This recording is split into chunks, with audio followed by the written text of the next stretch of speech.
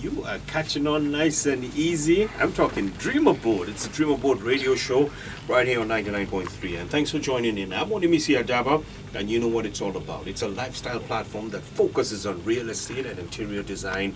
And this show is set to inspire you. Okay, now, Adora's story. She moved into an apartment close to her office. Didn't know that there was a NEPA bill worth about 150 grand. You know, and she actually now started talking to the landlord, you know, back and forth like that. So we have a couple of lawyers in the studio who will be taking us through that. I'm going to introduce Busayo Aderoju alongside Titi Lope Adesonia. So how would you suggest for them to settle this?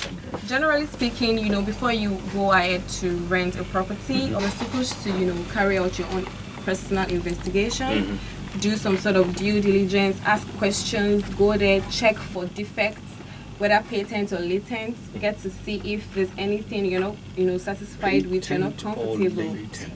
What is that? Okay, No, patents, physical stuff that you would see on the property to tell you, oh, this is a red flag, I'm not coming here. Something latent is something that you would not see obviously, but when you carry out your research, you know what the law provides for you. These are the things that you get to discover eventually when you know carry out the proper stuff you're supposed to do. If, for instance, there's an agreement to say that, oh, the service charge, you know, in this property is borne by the tenant, and then you would have to pay to the landlord on a maybe monthly basis or whatever basis before you can get this apartment. But are there cases where you pay directly to the landlord? It depends on your agreement with your landlord, actually. Normally speaking, the law says that the tenant is supposed to pay rates and rent and all outgoings.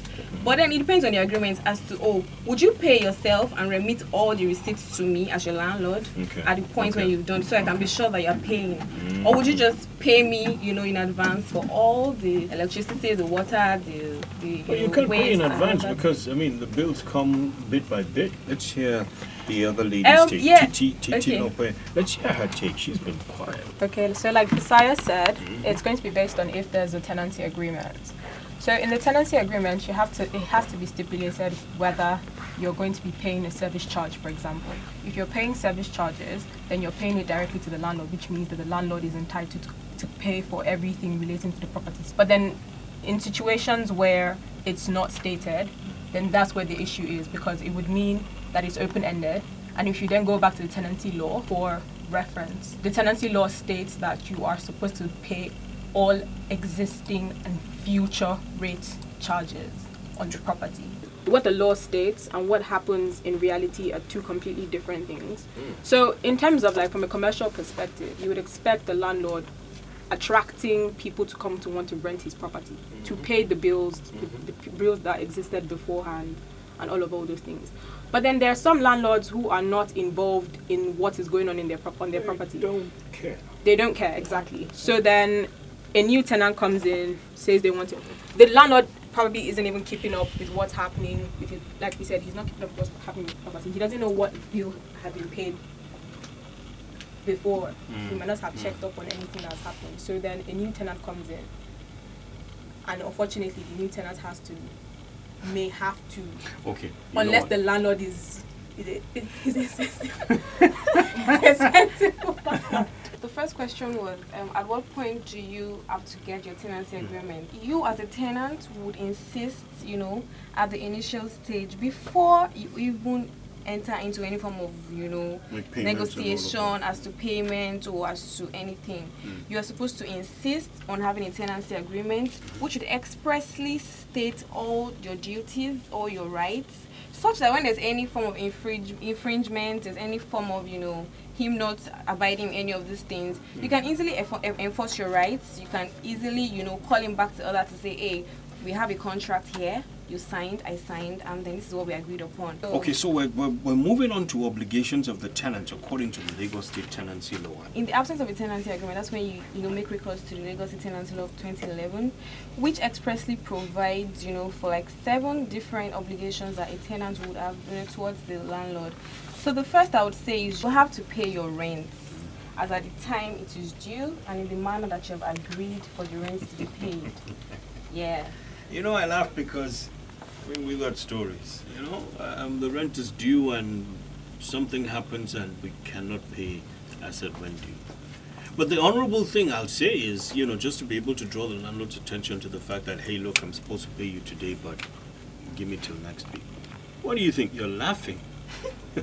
And you're laughing some more.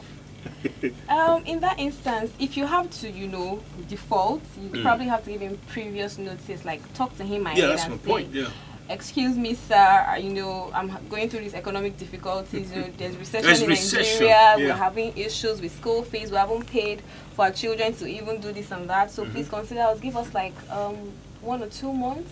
We'll get back to you as soon as we can, or when we get salary. You know, just try to, you know, talk to him as nicely as you can. Make promises if you can. Maybe even give like undertakings. Make redeemable promises. Yes, please, redeemable actually. All right. So number 2. Number 2. So you would have to pay all existing and future rates and charges, particularly the ones that are not supposed to be paid by the landlord, you know.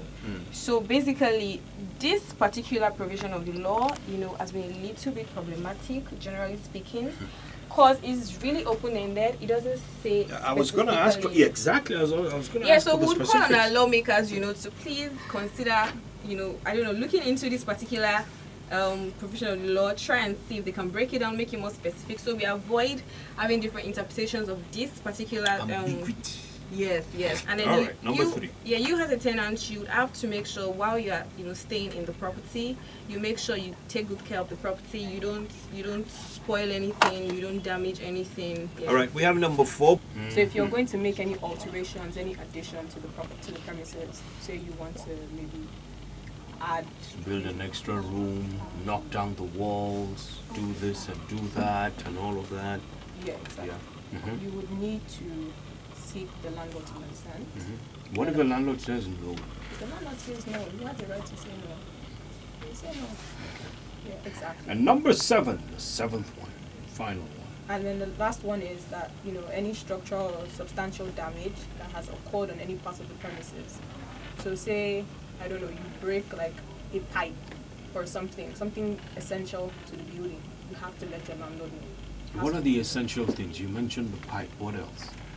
It could be the walls, you know, damaging walls, you know, pulling out tiles from your floor that is sort of put in place. Just little, well, not little things, the important things that the building needs to sort of, for aesthetic beauty and for, you know, for structural reasons as well.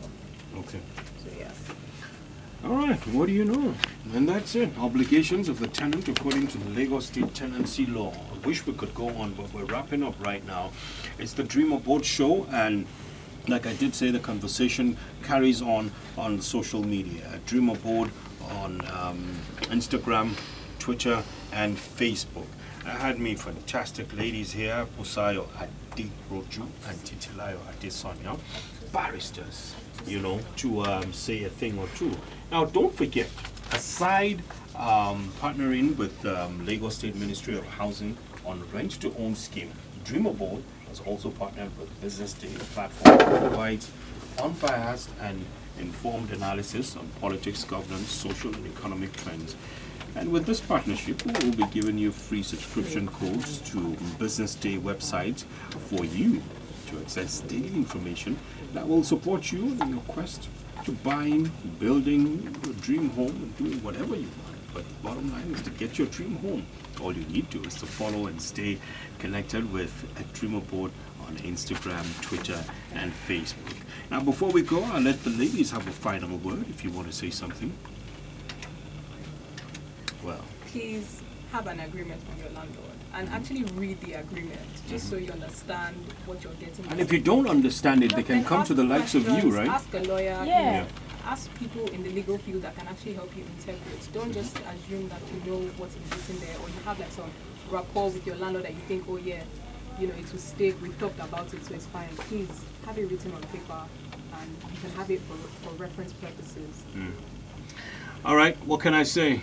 All is said and all is done. Thank you so much for coming, ladies. Appreciate you coming in here. Probably have you guys in next week. And to you for listening, thank you so much. I'm Onimisi Adaba, Dream Abode Show. The person now, Yahoo, Namroba. You can use us as an example. At what age do you graduate from university? The only problem is that the youth these days, they're not patient. They just want to